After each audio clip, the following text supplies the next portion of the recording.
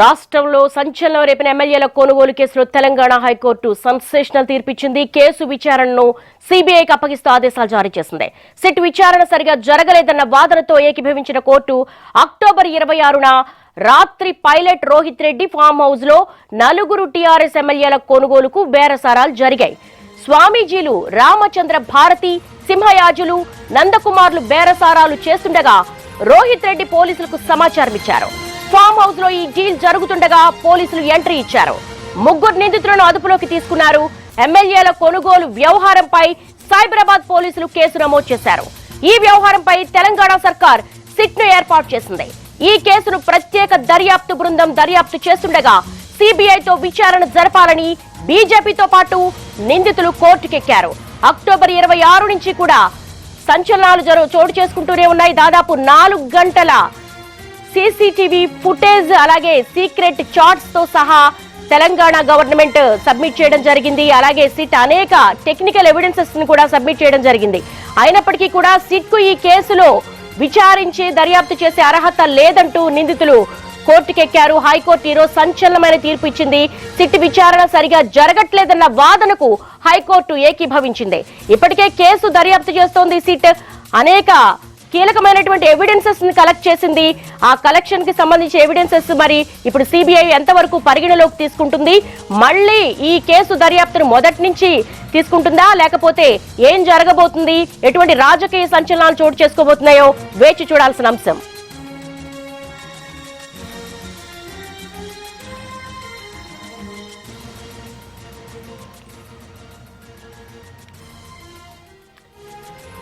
ఎమ్మెల్యేల ఎర్ర కేసులో హైకోర్టు సంచలనాత్మక తీర్పునిచ్చింది. సిట్ విచారణను సిబిఐకు బదిలీ చేస్తూ ఆర్డర్ పాస్ చేసింది. దీనికి సంబంధించి మాజీ జడి లక్ష్మీనారాయణతో మా crime bureau chief Ramesh Vaitla సిద్ధంగా ఉన్నారు. రమేష్,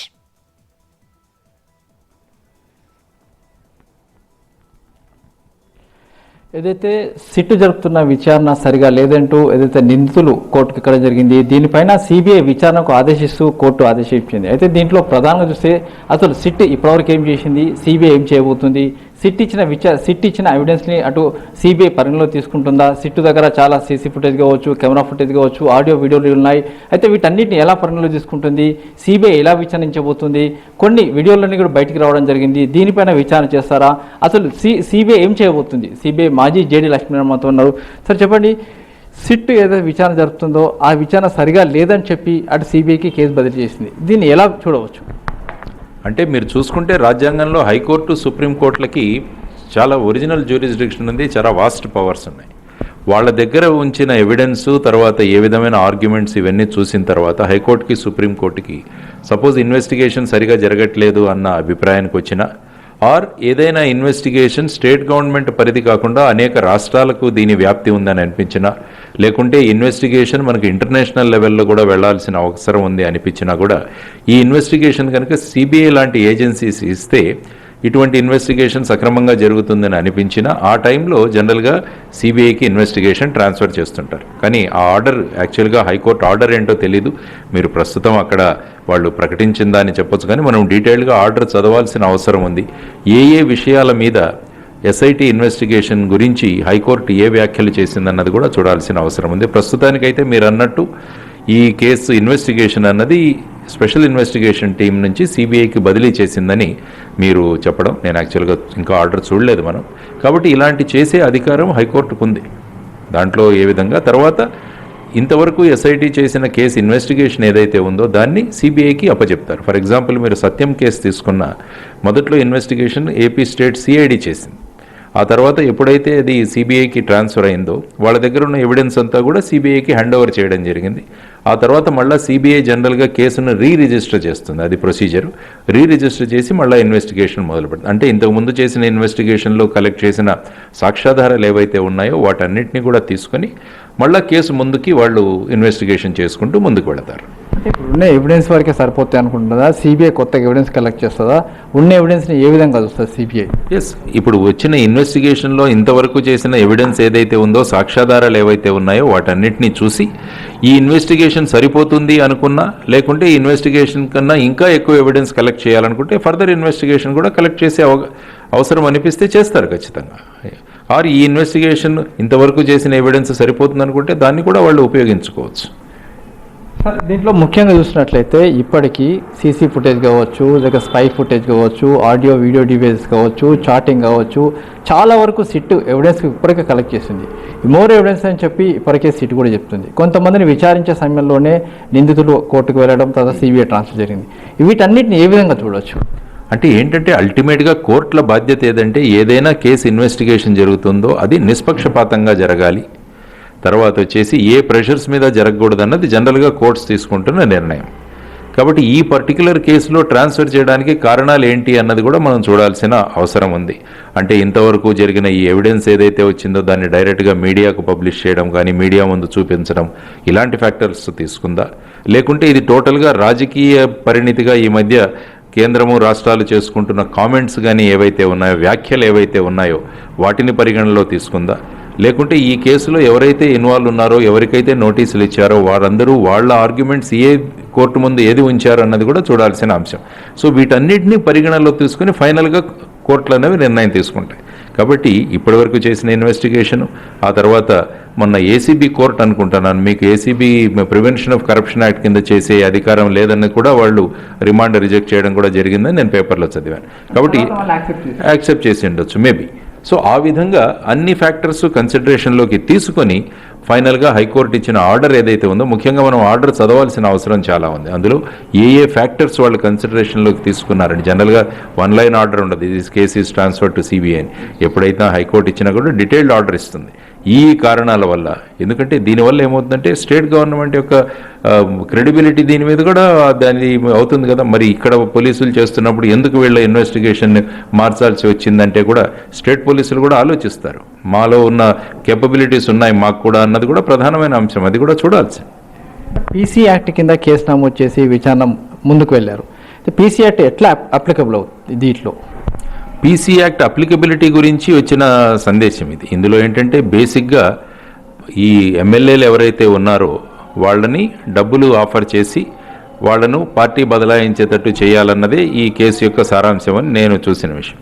యాక్చువల్గా ప్రివెన్షన్ ఆఫ్ కరప్షన్ యాక్ట్లో కేవలం పబ్లిక్ సర్వెంట్లకే డబ్బులు ఇవ్వాల్సిన అవసరం లేదు. ఇప్పుడు ఫర్ ఎగ్జాంపుల్ నేనున్నాను, నన్ను ఇన్ఫ్లుయెన్స్ చేస్తానని మీరు డబ్బులు తీసుకున్నారు ఎవరిదైనా. సపోజ్ ఒక వ్యక్తి వస్తాడు నా దగ్గర, నేను అధికారంలో ఉన్నాను, నేను కూర్చున్నాను సిబిఐలో, మీకు ఆ వ్యక్తి మిమ్మల్ని అప్రోచ్ అవుతాడు, వచ్చి సార్ దగ్గర నుంచి నాకు ఈ పని చేసి పెడతారని మీరు అతని దగ్గర డబ్బులు తీసుకుంటారు. అది కూడా కేసే పీసీ యాక్ట్ కింద. కాబట్టి కేవలం పబ్లిక్ సర్వెంట్స్ కావద్దు, ఈవెన్ ప్రైవేట్ వ్యక్తులు కూడా పీసీ యాక్ట్ కింద వస్తారు. అది కూడా ఒక సెక్షన్ ఉంది మనకి. సో ఆ విధంగా కూడా చూస్తారు. అంటే కొంతమంది ప్రైవేట్ వ్యక్తులు వాళ్ళు ఇన్ఫ్లుయెన్స్ చేసి వీళ్ళని పార్టీ మార్చేయడానికి ప్రయత్నం చేస్తున్నారన్నది ఇందులో ముఖ్యంగా మీరు చూసుకుంటున్న ఆర్గ్యుమెంట్ చూస్తే. కాబట్టి కేవలం పబ్లిక్ సర్వెంట్స్ కాదు, ఈవెన్ ప్రైవేట్ వ్యక్తుల మీద కూడా పీసీ యాక్ట్ కింద వాళ్ళ మీద కేసులు వస్తాయి. అంటే దీంట్లో డబ్బుల ట్రాన్సాక్షన్ ఎక్కడ జరగలేదు, మాట ముచ్చట మాత్రం జరిగింది, కాబట్టి దీనికి పీసీ యాక్ట్ అప్లికబుల్ కాదు అని చెప్పి ఒక వాదన ఉండొచ్చు. ఎందుకంటే డిమాండ్ ఈజ్ సఫిషియెంట్. యాక్చువల్గా మీరు ప్రివెన్షన్ ఆఫ్ కరప్షన్ యాక్ట్ చూసుకుంటే, ఫర్ ఎగ్జాంపుల్ నేను ₹1 కోటి డిమాండ్ చేస్తాను, కానీ ఫైనల్గా ఆ డిమాండ్ యాక్సెప్టెన్స్ అవ్వలేకపోవచ్చు. కానీ demand is also an offence. కేవలం డిమాండ్ చేయడం అన్నది కూడా అఫెన్స్ కింద వస్తుంది ఇది ప్రివెన్షన్ ఆఫ్ కరప్షన్ యాక్ట్. అందులో తర్వాత యాక్సెప్టెన్స్ కూడా జరిగితే ఆ కేసు ఇంకా పక్కాగా ఫుల్ ప్రూఫ్గా ఉంటుంది. Even mere demand is also a case under PC Act అన్నది మనకు స్పష్టంగా చాలా కేసుల్లో నిర్ణయాలు తీసుకున్నారు. అంటే దీంట్లో ఇప్పటికీ కొంతమందిని అరెస్ట్ చేశారు. తర్వాత దీనికి సంబంధించి అటు ఈడీ కూడా మరోవైపు కేసు విచారణ చేస్తుంది. దీంట్లో ఏదో జరుగుతుంది, పోచింగ్ కేసు కావచ్చు, దానికి ఇంకో రిలేటెడ్ ఇంకో కేసు కావచ్చు, ఇట్లా సైమల్టేనియస్గా అన్ని ఏజెన్సీలు విచారణ జరుగుతున్నాయి. ఇప్పుడు మళ్ళీ సిబిఐ ఎంట్రీ కావడంతో మళ్ళీ కేసు మళ్ళీ వస్తే ఏం జరుగుతుంది? మొదటికి ఏం రాదు. ఇప్పటివరకు చేసిన ఇన్వెస్టిగేషన్ ఫర్దర్ ఇన్వెస్టిగేషన్ ఈ కంటిన్యూయేషన్ సిబిఐకి ఇస్తుంది అంతే. కాబట్టి ఇందులో ఇప్పుడు ఎస్ఐటీ వెళ్ళిపోయి దాని ప్లేస్లో సిబిఐ వస్తుంది, ఈడీ అలాగే ఉంటుంది. కాబట్టి కేవలం ఎస్ఐటీ ప్లేస్లో సిబిఐ వస్తుంది, అంత మాత్రమే మార్పు. కావాలంటే మీరు చూసుకుంటే, ఫర్ ఎగ్జాంపుల్ మీరు సత్యం కేసు చూసుకుంటే అందులో 4 ఏజెన్సీస్ ఇన్వెస్టిగేట్ చేశాయి. సీరియస్ ఫ్రాడ్ ఇన్వెస్టిగేషన్ ఆఫీస్ అంటే కంపెనీ యాక్ట్లో ఉన్న వైలేషన్స్ చూశారు. సిబిఐ అన్నది వాళ్ళ ఎస్ఎఫ్ఐఓ వాళ్ళు చూశారు. తర్వాత వచ్చేసి ఈడీ కూడా తర్వాత ఆ రంగంలోకి వచ్చింది. ఇన్కమ్ ట్యాక్స్ వాళ్ళు కూడా దాని మీద చేశారు. కాబట్టి ఆయా ఏజెన్సీస్ వాళ్ళ పరిధిలో వాళ్ళ దగ్గర ఉన్న చట్టాలను ఏ విధంగా ఉల్లంఘన అయిందని తెలుసుకొని వాటిని ఇన్వెస్టిగేషన్ చేస్తారన్నమాట. అంటే దీంట్లో ఎమ్మెల్యేలు ఉన్నారు, ఎమ్మెల్యేలకు సంబంధించి చూసినట్టయితే వాళ్ళకి సంబంధించి ఏ విధంగా ఉంటుంది, దానికి సంబంధించి రోల్ ఏ విధంగా ఉంటుంది, వాళ్ళని విచారిస్తారా, ఫర్దర్గా ముందుకు ఎట్లా వెళ్తుంది సిబిఐ?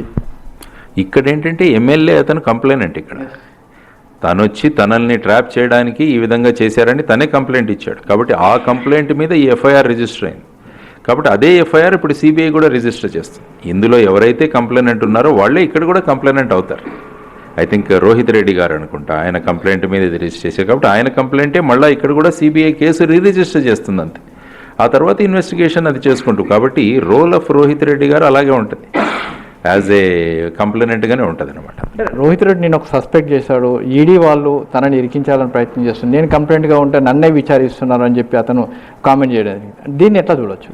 ఇప్పుడు రేపు సిబిఐ ఇన్వెస్టిగేషన్ చేసినా కూడా సిబిఐ మళ్ళీ రోహిత్ రెడ్డి గారిని అడుగుతుంది, మళ్ళీ ఒకసారి మాకు చెప్పండి అని టోటల్ డీటెయిల్స్ తీసుకుంటారు. అంటే కంప్లైనెంట్ కూడా తన దగ్గర ఉన్న సమాచారాన్ని అందజేయాల్సిన అవసరం కూడా ఆయనకుంది. కాబట్టి ఇప్పుడు ఈడీ కూడా వాళ్ళ దగ్గర బేసిక్ ఇన్ఫర్మేషన్ కలెక్ట్ చేసుకోవడం అనేది చాలా ఇంపార్టెంట్. కాబట్టి ఈడీ కూడా అదే చేస్తుంది. రేపు సిబిఐ కూడా రోహిత్ రెడ్డి గారిని మళ్ళీ విచారిస్తుంది. సరే, ఇప్పుడు ఎలక్ట్రానిక్ ఎవిడెన్స్ మొత్తం కూడా బయటకు వచ్చాయి, దాంట్లో దాపరికం లేకుండా పోయింది, దీన్ని ఎట్లా చూడవచ్చు? మరి ఇలాంటి దాపరికం లేనప్పుడు సిబిఐ ఎంక్వైరీ చేసినప్పుడు కూడా అదే బయటపడుతుంది కదా. మరి చూడాలి ఇప్పుడు ఎలక్ట్రానిక్ ఎవిడెన్స్ అది ఏ విధంగా ఇన్వెస్టిగేటింగ్ ఏజెన్సీస్ నుంచి బయటకు వచ్చిందన్నది కూడా సిబిఐ చూస్తుందేమో. అందులో అంటే ఈ ఇన్వెస్టిగేషన్ వీళ్ళ దగ్గర ఉండాల్సిన అంశాలు ఏవైతే ఉన్నాయో అవి ఎలాగా ప్రెస్ కాన్ఫరెన్స్లో వీటిలో డిస్ప్లే ఎలా జరిగింది అన్నది కూడా ఒక అంశం వీళ్ళు ఇన్వెస్టిగేట్ చేయొచ్చు. అది ఎలా వెళ్ళింది అన్నది కూడా ఒక అంశం. కాబట్టి ఇది కూడా వాళ్ళ ఇన్వెస్టిగేషన్ పరిధిలో వస్తుందని నేను అనుకుంటాను.